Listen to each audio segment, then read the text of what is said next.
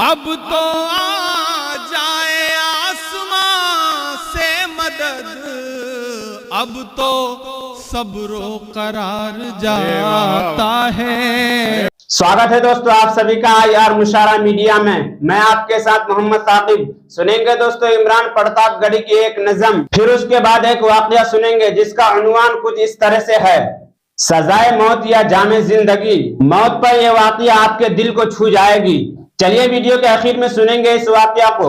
چلیے پہلے سنتے ہیں عمران پرتاپ گڑھی کی نظم۔ تو آپ سے گزارش ہے ویڈیو کو لائک کیجئے اور چینل کو ضرور سبسکرائب کیجئے۔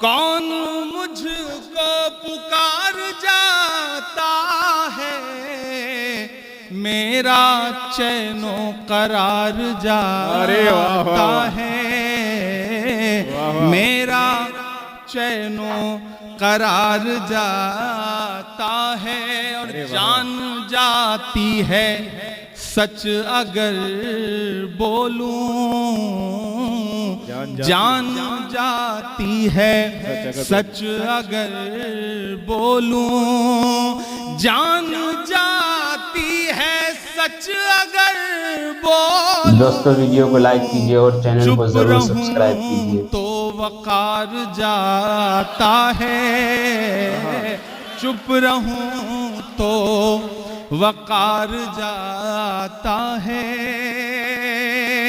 میں کوشش کر رہا ہوں کہ تھوڑی، چونکہ جوہر بھائی کئی بار انہوں نے کہا کہ میرے بعد بہت اچھی شاعری سنیں گے، حالانکہ میں تو یہ جانتا ہوں کہ میں آپ کی دھڑکنوں کی ترجمانی کر دیتا ہوں، آپ کے دل کے درد کو آنسوں میں ڈھال دیتا ہوں، تو وہ شاعری ہو جاتی ہے یا کیا ہو جاتا ہے میں خود ہی فیصلہ نہیں کر پاتا، لیکن میں کوشش کر رہا ہوں کہ تھوڑا سا بہتر کچھ سنا سکوں آپ کو۔ لیکن ایک بات ہے عمران بھائی کہ سیاست میں رہ کے بھی آپ محبت بھولے نہیں ہیں۔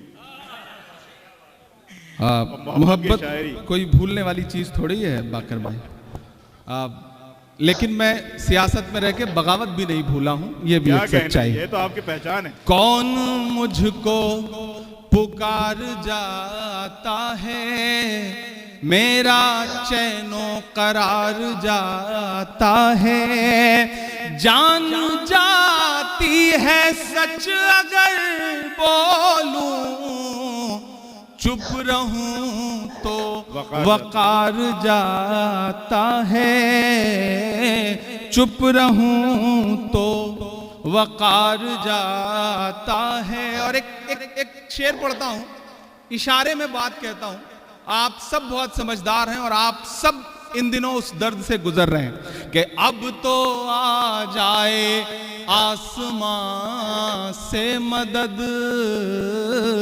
اب تو آ جائے آسمان سے مدد، اب تو آ جائے آسمان سے مدد، اب تو صبر و قرار جاتا ہے، اب تو صبر و قرار جاتا ہے۔ لیکن میرا ایمان بولتا ہے ان مصروں میں کہ رائے گاں میرا خون نہیں جاتا، رائے گاں میرا خون نہیں جاتا، رائے گاں میرا خون نہیں جاتا، رائے گاں تیرا وار جاتا ہے، رائے گاں تیرا وار جاتا ہے، میرا چین و قرار جاتا ہے۔ اور بہت میرا خیال ہے پورے ہندوستان کے الگ الگ حصوں سے، الگ الگ صوبوں سے بڑے ذمہ دار لوگ یہاں پہ بیٹھے ہیں۔ میں شعر پڑھتا ہوں اور دعائیں مانگتا ہوں۔ آپ نے بڑی سیاسی شاعری مجھ سے سنی ہے، لیکن میں غزل پہلی بار پڑھنے کی ہمت کر رہا ہوں، تو مجھے داد بھی پہلی بار جیسی آپ سے چاہیے۔ میں پڑھتا ہوں۔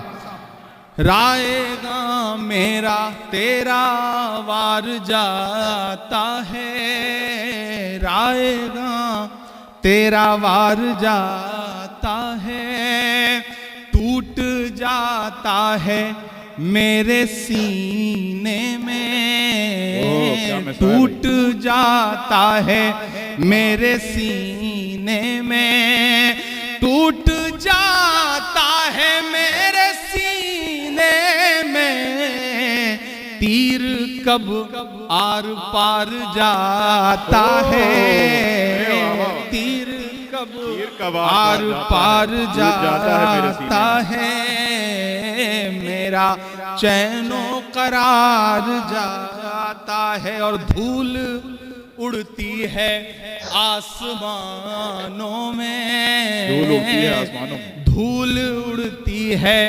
آسمانوں میں، دھول اڑتی ہے آسمانوں میں، پھر کوئی شہ سوار جاتا ہے، پھر کوئی شہ سوار جاتا ہے، دھول اڑتی ہے آسمانوں میں، پھر کوئی شہ سوار جاتا ہے، اور تیری فرعونیت بھی دیکھے گی، تیری فرعونیت بھی دیکھے گی، تیری فرعونیت بھی دیکھے گی، کون دریا کے پار جاتا ہے، ارے واہ واہ واہ، کون دریا کے پار جاتا ہے، اتنی کمزور داد سے سنیں گے تو مجھے لگے گا کہ یہ شعر جو ہے وہ ضائع ہو گیا۔ میں پھر سے پڑھتا ہوں شعر کو، کہ تیری فرعونیت بھی دیکھے گی، تیری فرعونیت بھی دیکھے گی، کون دریا کے پار جاتا ہے، کون دریا کے پار جاتا ہے، کون مجھ کو پکار جاتا ہے، میرا چین و قرار جاتا ہے۔ بہت دوستو، عمران پرتاپ گڑھی کی نظم سننے کے بعد آپ اپنی رائے میں کیا کہنا چاہتے ہیں وہ نیچے کمنٹ باکس میں ضرور بتائیں۔ چلیے اب واقعہ کو سنتے ہیں، تو آپ سے گزارش ہے ویڈیو کے آخر تک بنے رہیں۔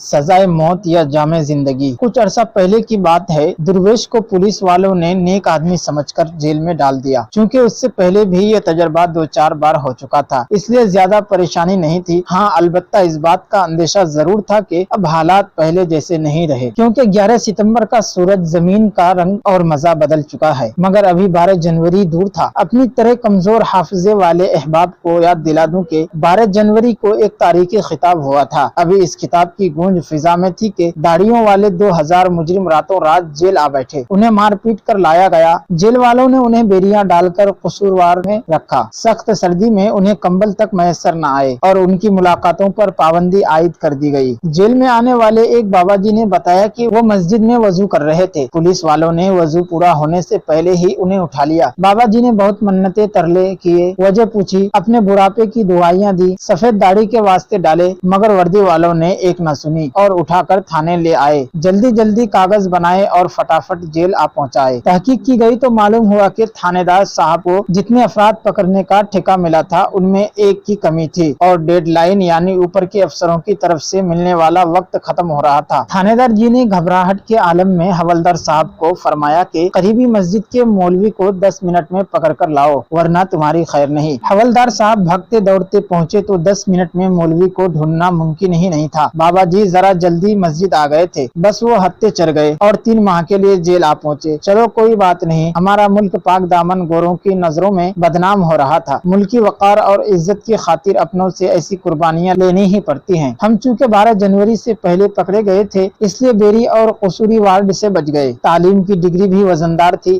اس بحث میں نہ پڑھیں کہ اصلی تھی یا نقلی، اس لیے 4 پائی بھی ملی اور نیا کمبل استعمال کرنے کی اجازت بھی۔ زندگی عجیب چیز ہے، کہیں بھی 1 منٹ کے لیے نہیں رکتی، ہر جگہ گزرتی جاتی ہے۔ انسان گھر میں ہو یا جیل میں، زندگی کی قید کے دن بہرحال سورج کے ہر طلوع و غروب کے ساتھ کم ہوتے جاتے ہیں۔ تصویر پاس تھی، جیل کی لائبریری سے کچھ کتابیں بھی مل گئیں، رومال مسلح بن گیا، دال روٹی مفت ہو گئی، چائے کے پانی میں برکت محسوس ہوئی، آزادی کی قدر آئی، صبح شام ہمیں گنا جانے لگا، حالانکہ ہم باہر کسی گنتی میں نہیں تھے۔ اس دنیا میں ایک نئی دنیا آباد ہو گئی۔ ابتدا میں سست روی سے اور بعد میں تیزی سے دن کٹنے لگے۔ اچانک ایک شام ہیڈ وارڈن نے بتایا کہ صبح نماز فجر کے وقت ایک قیدی کو اسی جیل میں پھانسی ہونے والی ہے۔ اس کے گھر والے آخری ملاقات پر آئے تھے، مل کر چلے گئے۔ صبح سویرے وہ جیل کے باہر بیٹھ کر انتظار کریں گے، اندر جب سب اچھا ہو جائے گا تو لاش ان کے حوالے کر دی جائے گی۔ قیدی اور قید اور گھر والوں کا انتظار ختم ہو جائے گا۔